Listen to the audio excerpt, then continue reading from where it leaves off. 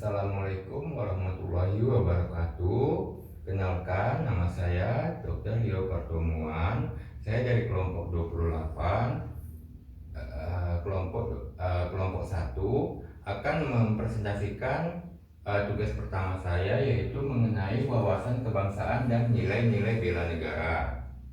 Baiklah, kita mulai saja.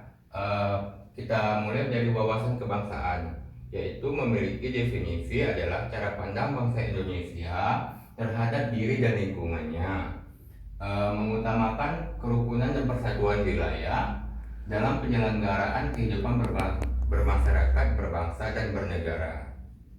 Kemudian ada poin penting lagi, yaitu sejarah bangsa Indonesia. Sejarah bangsa Indonesia, organisasi-organisasinya, yaitu yang pertama adalah Budi Utomo, yaitu pada tanggal 20 Mei 1908 yang dilakukan di Aula Stovia oleh pihak-pihak atau dari beberapa pemuda. Kemudian yaitu Perhimpunan Indonesia. Perhimpunan Indonesia ini adalah pelopor mendeklarasikannya, memperkenalkannya kemerdekaan Indonesia di kancah internasional, yaitu pada tanggal 25 Oktober 1908 di Belanda. Kemudian Kongres Pemuda 1 pada 30 April 1926 di Jakarta, yaitu diwakili oleh beberapa organisasi kepemudaan seperti Jong Java, Jong Batak, Jong Islamik, Jong Ambon, kemudian Jong Minyasa Seri.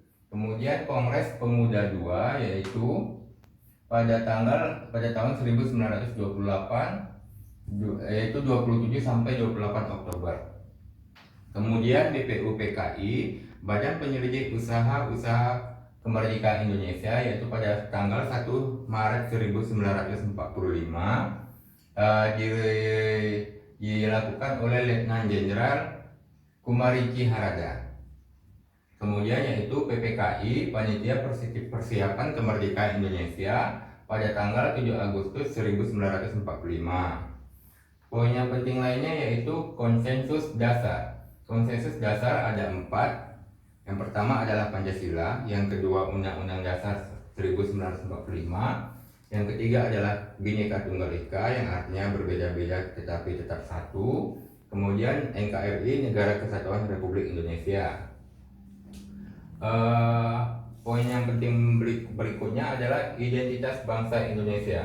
Identitas bangsa Indonesia terdiri dari 4, yaitu bendera negara. Menurut Undang-Undang Nomor 24 Tahun 2009, bendera negara kita adalah sang merah putih. Pasal 1 ayat 1. Kemudian bahasa resmi negara. Bahasa resmi negara yaitu sesuai dengan pasal 36 Undang-Undang 1945, yaitu adalah bendera bahasa Indonesia. Kemudian lambang negara. Lambang negara adalah Garuda Pancasila, yang kepalanya menoleh ke kanan, menoleh lurus ke sebelah kanan.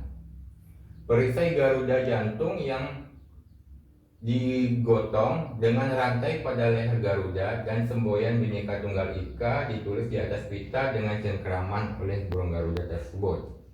Yang keempat adalah lagu kebangsaan. Sesuai dengan Undang-Undang Nomor 24 Tahun 2009 Pasal 58 ayat 1, lagu kebangsaan kita adalah Indonesia Raya, yang diciptakan oleh W.R. Supratman. Kemudian kita masuk lagi ke nilai-nilai bela negara. Definisi dari bela negara adalah suatu sikap, tekad, dan perilaku serta tindakan dari warga negara, baik secara perorangan maupun secara kolektif, dalam menjaga kedaulatan negara, keutuhan, kewilayahan, dan keselamatan bangsa dan negaranya, yang dijiwai oleh kecintaannya kepada Negara Kesatuan Republik Indonesia, sesuai dengan Undang-Undang Nomor 23 Tahun 2019. Hari Bela Negara. Sesuai dengan Keputusan Presiden Nomor 28 Tahun 2006, yaitu Hari Bela Negara ditetapkan sebagai pada tanggal 18 Desember. Kemudian Rumusan 5 nilai-nilai bela negara sesuai dengan Undang-Undang Nomor 23 Tahun 2019 terdiri dari 5, yaitu cinta tanah air, kesadaran berbangsa dan bernegara, setia pada Pancasila sebagai ideologi negara, rela berkorban untuk bangsa dan negara, memiliki kemampuan awal bela negara.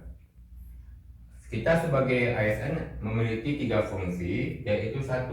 Pelaksanaan kebijaksanaan publik, 2. Pelayan publik, dan ketiga adalah perekat dan pemersatu bangsa. Yang poin berikutnya dari bela negara yaitu nilai-nilai dasar ASN. 1. Memegang teguh ideologi Pancasila. 2. Setia dan mempertahankan Undang-Undang 45 serta pemerintahan yang sah. Yang ketiga, mengabdi kepada negara dan rakyat Indonesia. Yang keempat, menjalankan tugas dengan penuh tanggung jawab. Yang kelima, membuat keputusan berdasarkan prinsip keahlian. Yang kelima, membuat keputusan yang keenam, menciptakan lingkungan kerja yang non-diskriminatif. 7. Memelihara dan menjunjung tinggi standar etika yang luhur. Kemudian berikutnya mempertanggungjawabkan tindakan dan kinerjanya kepada masyarakat. Sekian dulu tugas pertama saya. Saya ucapkan terima kasih. Assalamualaikum warahmatullahi wabarakatuh.